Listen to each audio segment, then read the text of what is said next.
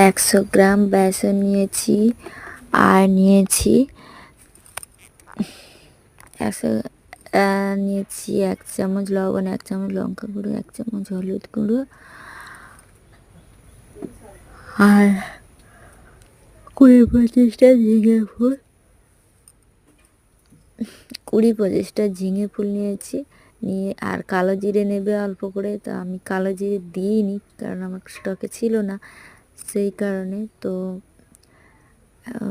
জল দিয়ে দিলাম, 1 কাপ পরিমাণ জল দিয়ে একটু ভালো করে মাখিয়ে নিলাম। নিয়ে ভালো করে একটু ফাটিয়ে নেবে, একটু কর্নফ্লাওয়ার দেবে। আমার স্টকে কিছুই ছিল না, সেই কারণে আমি এসব কিছুই দিইনি। তো বড়াটা করতে কর্নফ্লাওয়ারই লাগে, বেশি দিলে ভালো হয়, মুচমুচে হয়।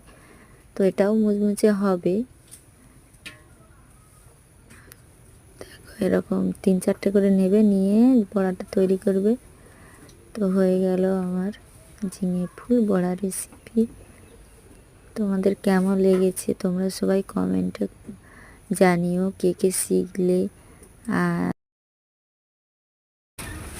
তোমরা এভাবে আমাকে সাপোর্ট করছো, এটা দেখে খুবই ভালো লাগছে। যে ছোট্ট বোনটাকে তোমরা এইভাবেই সাপোর্ট করে যাও। আর বন্ধুরা, তোমাদেরকে বলি, তোমরা আমার পাশে সবসময় থেকো যেভাবে আছো। তো আমার চ্যানেলে রিচ বাড়িয়ে দিও, যাতে আমি মনিটাইজেশনটা পাই। তো এখনও মনিটাইজেশন হয়নি, সব সাবস্ক্রাইব 27টা। তো তোমরা এইভাবে বেশি বেশি করে সাপোর্ট করো, আমার ভিডিওটা শেয়ার করে দিও। আর এই গুড মর্নিং এভরিওয়ান।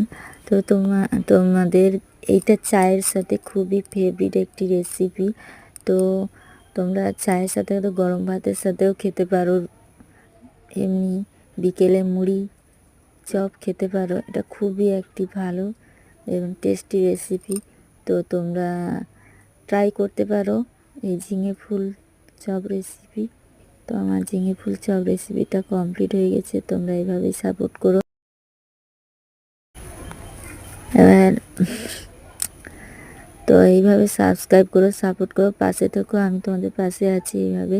আর ধীরে ধীরে সব ভিডিওগুলো দেখাচ্ছি, কীভাবে কি দিতে হয়, কতটা দিতে হয় পরিমাণে, সব কিছু দেখিয়ে দিয়েছি। তোমরা কে কোথা থেকে ভিডিওটা দেখছো সবাই কমেন্টে জানিও। Thank you guys watching the video.